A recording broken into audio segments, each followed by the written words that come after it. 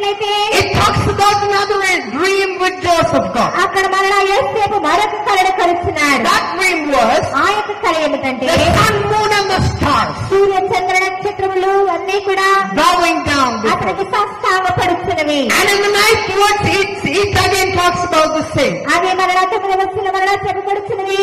The father, the mother and the brothers rebuke him because they were asking whether they all are going to bow before him. అక్కడ తండ్రి తల్లి సహోదరులు అందరూ కూడా మేము నీకు నా సాష్టాంగ పడుతున్నామా అని చెబుతూ అది గద్దిస్తున్నట్టుగా చూస్తున్నా. There comes the second point. అక్కడ రెండో విషయం The కనబడుతున్నది. second point you will